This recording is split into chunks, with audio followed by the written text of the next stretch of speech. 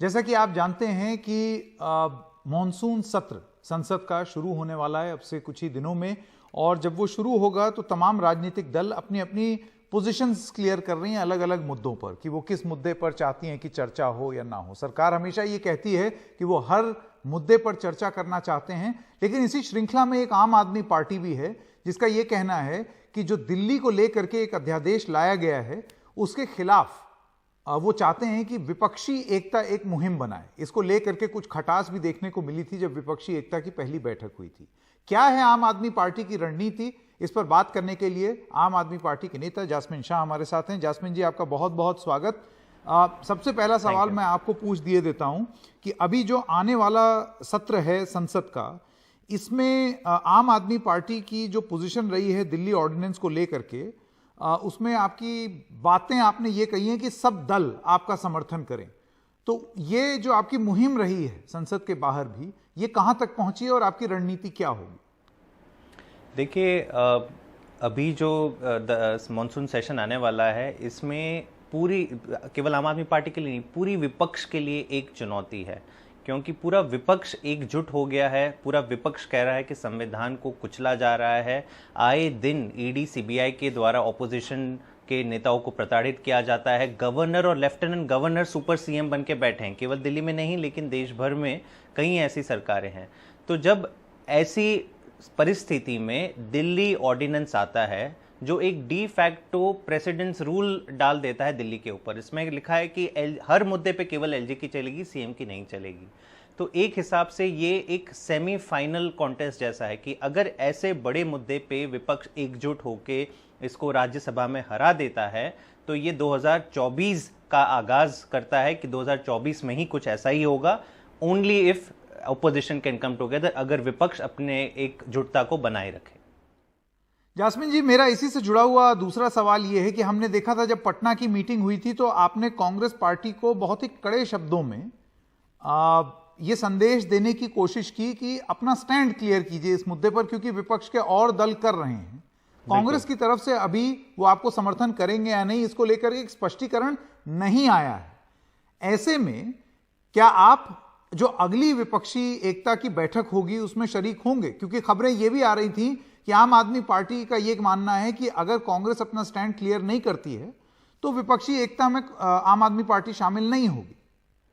साकिब जी, आपने ये बहुत अहम सवाल उठाया है। देखिए, विपक्षी दल, इतने सारे विपक्षी दल जिन्होंने एक दूसरे के खिलाफ चुनाव लड़े हैं पिछले कई सालों में, ये आज एकजुट क्यों हुए हैं? क्योंकि एक प्रिंसिपल है यहाँ पे। प्रिंसिपल है कि संविधान को बचाना है, इस देश के लोकतंत्र को बचाना है। और इसीलिए ये मुद्दा केवल आम आदमी पार्टी का नहीं है, दिल्ली ऑर्डिनेंस का मुद्दा आज इस देश के विपक्ष का मुद्दा है कि अगर विपक्ष अगर दिल्ली में इसे नहीं रोक पाएगी तो कल ये किसी भी और प्रदेश में आ सकता है। और 15 जितने दल थे, 15 दल पटना में मिले थे, उनमें से 14 दल इससे सहमत थे कि इसका पुरजोर विरोध करना चाहिए। केवल और केवल कांग्रेस अड़ा रहा कि नहीं, हम इस पे बात नहीं करेंगे, बल्कि उन्होंने ये जरूर कहा कि नहीं, मॉनसून सत्र को पहले आने दीजिए, मॉनसून सत्र के 15 दिन पहले हम अपना पक्ष साफ करेंगे।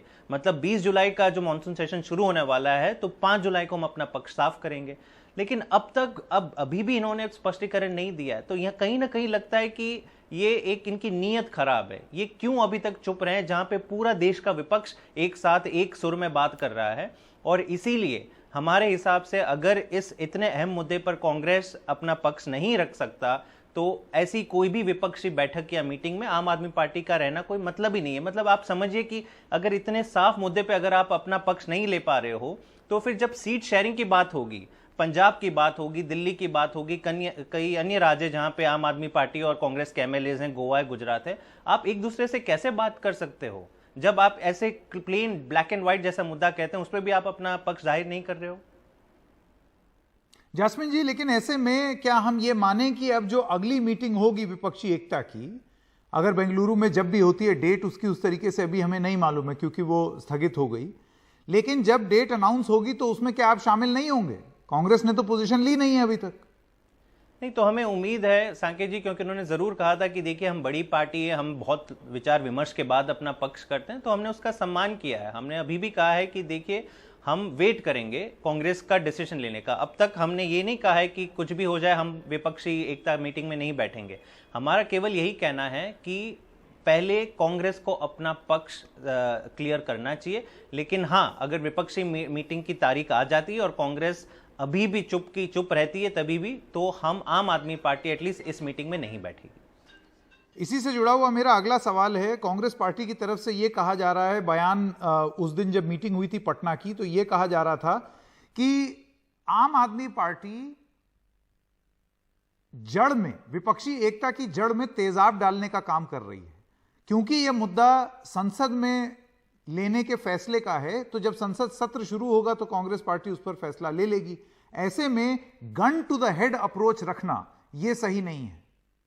बिल्कुल गलत तरीके से मेरे ख्याल से सोचना है इसमें। साकिब जी, ये बताइए कि जब राहुल गांधी जी की सदस्यता रद्द हुई थी पार्लियामेंट में, तो क्या आम आदमी पार्टी ने कहा था कि नहीं, 1 महीना दीजिए, हम तब डिसाइड करेंगे कि इसका हमें साथ देना चाहिए? नहीं, जो चीज़ गलत है वो गलत है, जो चीज़ सही है वो सही है। और अगर विपक्ष और अगर कांग्रेस को ही समझना होगा कि ये आज देश की सबसे बड़ी विपक्षी पार्टी हो सकती है, लेकिन सिद्धांतिक मुद्दों पर उसे अपनी आवाज बुलंद करनी होगी। कल अगर छत्तीसगढ़ में प्रेसिडेंट्स रूल लगाया जाता है तो आम आदमी पार्टी पहले 1 मिनट के अंदर उसका विरोध करेगी। लेकिन क्यों होता है कि जब दिल्ली में प्रेसिडेंट्स रूल लगाया जाता है इस दिल्ली ऑर्डिनेंस के द्वारा, तो इनको लगता है कि नहीं, इस पे तो हम आराम से चर्चा करेंगे। और ये केवल कांग्रेस का मुद्दा है। आप ये समझिए, अगर आम आदमी पार्टी का रवैया या हमारा बात कुछ में गलती होती तो सारी विपक्ष आज हमारे साथ नहीं खड़ी होती। तो 14 विपक्षी पार्टियां एक साथ है और केवल कांग्रेस दूसरी तरफ है। तो मेरे ख्याल से ये सवाल कांग्रेस को पूछना चाहिए कि आज आम आदमी पार्टी नहीं, कांग्रेस और केवल कांग्रेस और उसके नेता जो दिल्ली और पंजाब के हैं, जो आज की तारीख में भी कह रहे हैं कि नहीं, मोदी सरकार ने जो किया वो सही किया। लेकिन कांग्रेस का एक भी बड़ा नेता नहीं है जो कह रहा है कि नहीं, हम इस ऑर्डिनेंस का विरोध करेंगे। तो सवाल कांग्रेस से पूछने चाहिए कि क्या आप एक सिद्धांत के लिए साथ में ला रहे हो विपक्ष को, या फिर केवल और केवल एक चुनाव जीतने के लिए आप ला रहे हो? अब एक बात यह भी जास्मिन शाह जी उठेगी कि इसी संसद सत्र में ऐसा बात की जा रही है या प्रस्तावित है या कभी ना कभी आएगा ही, क्योंकि चुनावी माहौल से एकदम पहले यूनिफॉर्म सिविल कोड के बारे में बात हो रही है। उसका आपने इन प्रिंसिपल समर्थन किया है आपकी पार्टी ने, लेकिन जो सरकार ये ले करके आएगी उसी सरकार के दिल्ली अध्यादेश का आप विरोध कर रहे हैं। ऐसे में विपक्षी एकता में यह भी माना जा सकता है कि आपकी रणनीति में एक विरोधाभास है। इस पर आप जवाब कैसे देंगे? देखिए, पहले तो मैं कह दूं कि यूनिफॉर्म सिविल कोड पे ना ही कोई पक्ष का एक व्यू पॉइंट है, ना ही कोई विपक्ष का व्यू पॉइंट है। और व्यू पॉइंट तो साकिब जी तब आएगा ना कि जब कोई draft, some kind of a policy draft of uniform civil code public domain में आता है। अब तक तो केवल और केवल चर्चाएं हो रही है।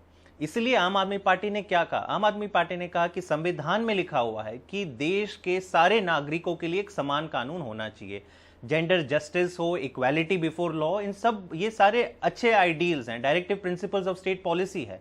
लेकिन ये इतना जटिल मामला है कि इस पे सारे समुदाय, सारे धर्मों की सहमति से एक आप ड्राफ्ट बनाइए, पूरी तरह से कंसल्टेशन प्रोसेस कीजिए और तब लाइए। हम डिबेट के लिए तैयार हैं। लेकिन अगर विपक्ष आज कहता है, और विपक्ष तो क्या मैं कह रहा हूं, अगर कुछ पार्टियां कहती है कि नहीं, हम इसमें डिस्कशन ही नहीं चाहते, वो हमारे हिसाब से गलत है। और हमें बीजेपी से भी कुछ ये नहीं है। एक हिसाब से आप देखिए, बीजेपी ने कोई डिस्कशन, कोई मेहनत, 9 साल में उन्होंने इस पे एक शब्द नहीं कहा। अब जब चुनाव आ रहे हैं, आप मुझे बताइए कितनी मीटिंग्स करी इन्होंने, सब धर्मों के रिप्रेजेंटेटिव से कितनी चर्चाएं हुई है, कितनी कंसल्टेशंस हुई है। मेरे ख्याल से केवल और केवल एक हिसाब से इसको एक राजनीतिक मुद्दा बीजेपी बना रही है। लेकिन अगर ऐसा प्रयास होता है कि देश के तमाम समुदायों को एक साथ ले जाकर इस पे चर्चा हो, तो इसमें आम आदमी पार्टी उसका समर्थन करेगी कि चर्चा में हमें क्यों भागना चाहिए। जी, अब मेरा आखिरी सवाल आपसे जास्मिन शाह जी वो ये है कि आप देख रहे हैं दिल्ली में किस तरीके की एक स्थिति बन रही है। बारिश की वजह से यमुना का जल स्तर बढ़ रहा है और शायद 1978 के बाद पहली बार इतना ज़्यादा जल स्तर बढ़ेगा। नदी उफान पर है। ऐसे में बहुत सारे इलाके ऐसे हैं जो जलमग्न हो रहे हैं, लोगों को राहत मुहैया कराई जा रही है। लेकिन मेरा सवाल राजनीतिक है। आपको लगता है इनमें से बहुत सारी चीज़ें, जैसे मोहल्लों में जो पानी भर रहा है उसका म्यूनिसिपैलिटी से बहुत लेना देना है, नाली इसका साफ करना, कूड़ा हटाना, मलबा हटाना।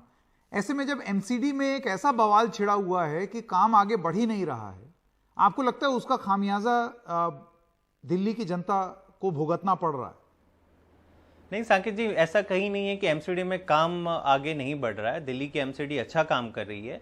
इसके हमें दो पहलू समझने होंगे, ये जो करंट फ्लडिंग सिचुएशन दिल्ली में देखने को मिल रही है। एक है कि दिल्ली की जो सिस्टम है, पूरे नालों की सिस्टम है, कई सालों से बनी हुई है, वो कभी भी 153 mm 24 घंटे में अगर पानी आता है दिल्ली में, उसके लिए बनाई नहीं गई है। ये एक अभूतपूर्व ऐतिहासिक एक हिसाब से 41 ईयर का रिकॉर्ड टूटा है कि दिल्ली के अंदर केवल 153 mm बारिश हुई है 24 घंटे के अंदर। इसका मतलब है आने वाले सालों में हम जरूर इस पे काम करेंगे, इसको दुरुस्त करेंगे, लेकिन ये रिकॉर्ड टूटा, इसलिए आज आपको 2 दिन पहले जो तस्वीरें दिखी थी। लेकिन ये भी समझना होगा कि आज जो आपने जिस मुद्दे पे टच किया कि यमुना का स्तर बढ़ते जा रहा है, वो दिल्ली के कारण नहीं हुआ है। पिछले 2 दिनों में, आप तो साकिब जी दिल्ली में ही रहते हैं, आपको पता होगा दिल्ली में 2 दिनों से बहुत कम बारिश हुई है, लेकिन फिर भी जल स्तर बढ़ते जा रहा है। क्यों बढ़ते जा रहा है? क्योंकि हरियाणा और हिमाचल से बहुत पानी यमुना में रिलीज किया जा रहा है। और इसीलिए आज कुछ ही 1 घंटे पहले अरविंद केजरीवाल जी ने अपील करी है केंद्र सरकार से कि सारे स्टेट्स को साथ में लेकर चलें। ऐसा नहीं है कि हरियाणा की अगर प्रॉब्लम है तो हरियाणा से पानी रिलीज कर दिया, अब दिल्ली वालों को झेलना पड़े। तो यहाँ पे केंद्र का अहम रोल हो जाता है। हमारे हाथ में जितने संसाधन है, हम पूरी तरह से तैयार है, हम अपना रोल जरूर प्ले करेंगे। हमने बड़े स्तर पे इवैक्यूएशन शुरू कर दिया। जितने भी लोग फ्लड प्लेन्स पे यमुना के रह रहे हैं, उनका हमने तामझाम जो भी था उन्होंने हमने कर दिया, उनको टेम्पररी स्टे वगैरह करा दिया। लेकिन अगर इतना बड़ा 50 साल का रिकॉर्ड टूट रहा है, तो हमारी केंद्र से हाथ जोड़ के अनुरोध है कि इसमें दिल्ली के लोगों की मदद करें। हरियाणा से जो डिस्चार्ज हो रहा है, एक साथ ना डिस्चार्ज हो, धीरे धीरे करके आने वाले दिनों में डिस्चार्ज करें। जी, जैस्मिन शाह, हमसे बात करने के लिए आपका बहुत बहुत धन्यवाद।